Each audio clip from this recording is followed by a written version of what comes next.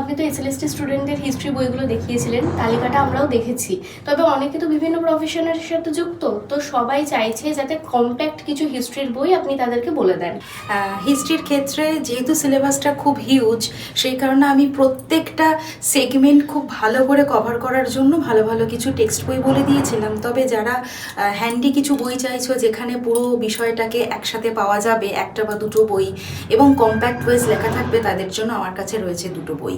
এসো দেখিয়ে দিই। প্রথমে আমি বলবো এই বইটার কথা, ভারতের ইতিহাস ও জাতীয় মুক্তি সংগ্রাম, মণ্ডল প্রকাশনীর এই বইটি খুব ভালো একটি বই। যদিও এই বইটি WBCSকে সামনে রেখে লেখা হয়েছে, তবুও এই বইটিতে সমগ্র ভারতের ইতিহাসের যে বর্ণনা রয়েছে এবং ওয়ান লাইনার হিসেবে তথ্যগুলো ভীষণ সুন্দরভাবে দেওয়া রয়েছে এই পুরো বইটাতে।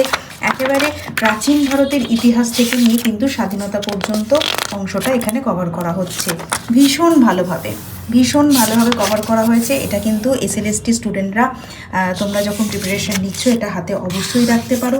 আর একটা বিষয় যেটা থেকে গেল সেটা হচ্ছে ইউরোপের ইতিহাস। ইউরোপের ইতিহাসের জন্য একটি বইয়ের কথা বলবো, সেটা হচ্ছে এই বইটি বিক্রম সর্দার স্যারের লেখা এই বই, আধুনিক ইউরোপের ইতিহাস। এখানেও পুরো ইউরোপের ইতিহাসটা সুন্দর করে বোঝানো হয়েছে। খুব ছোটোভাবে প্রত্যেকটা জিনিস দেখো বক্স করে করে হাইলাইট করে করে দেওয়া হয়েছে। যে পার্টিকুলার ফরাসি টার্মগুলো আমাদের এক্ষেত্রে পড়তে হয়, সেই সমস্ত টার্ম, তার ব্যাখ্যা, বিভিন্ন মানুষের নাম, তাদের কি যুদ্ধ হচ্ছে বা যে সমস্ত করটর পড়তে হয়, এবং তার সাথে কিন্তু প্রতিটি চ্যাপ্টারের পেছনে রয়েছে বেশ কিছু MCQ।